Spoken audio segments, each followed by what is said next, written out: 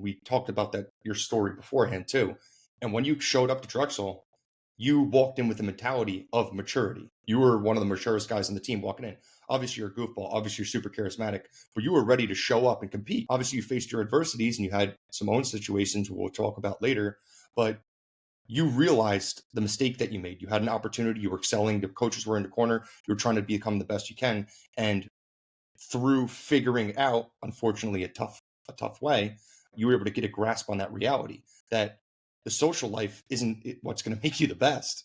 The partying is not what's going to make you the best. It's your dedication, your sweat equity to your purpose. Your purpose was the sport of wrestling. We're competing. And you, like you said, no one loves the sport of wrestling more than you in your own mind.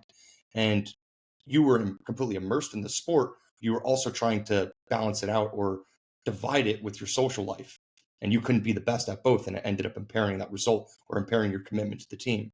So when you showed up to Drexel, that mentality was completely different, which was incredible because you walked in, even with your goofy and charismatic attitude, you showed up and people looked up to you because you were an example. And you walked in and were an example of hard work, of the love of the sport. Guys on the team started being attracted towards that. So talk about the shifts that you made to become a more mature athlete and stepping away from that social life so you could actually start attaining those results you look for or capitalizing on the wins or constantly pursuing that better outlet. Yeah, so when I got to Drexel, my mentality definitely matured.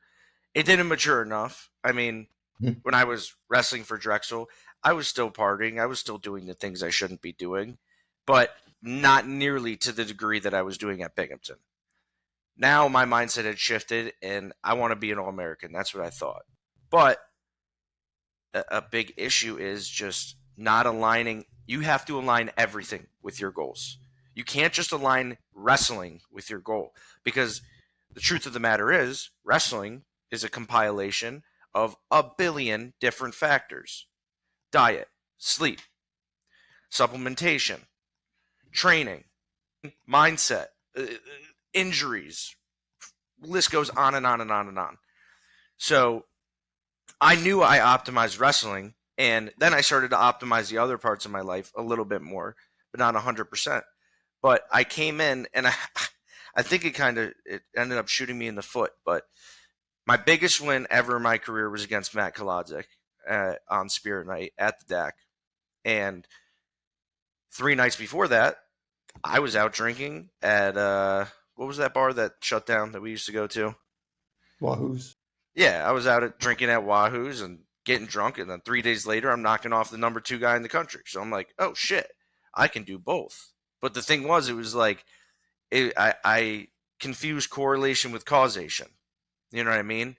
I didn't beat him because I went out drinking 3 nights before. I beat him despite drinking 3 nights before. You know what I mean? Mm-hmm. So, but later in my career, I ended up not drinking. My last year of wrestling, I didn't drink at all. I had other issues that got in the way with all the bullshit that was going on.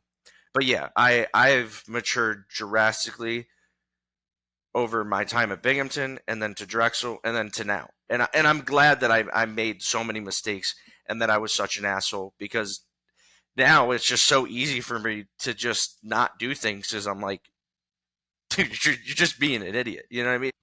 You see the result that occurs when you decide to commit to something like that. Yeah. And it's like, now I don't, and I still drink, but, you know, you live with me. I rarely drink. And if I do, it's just a little bit honestly, it's like every couple months. Because I just know that that's not going to move me towards my goal.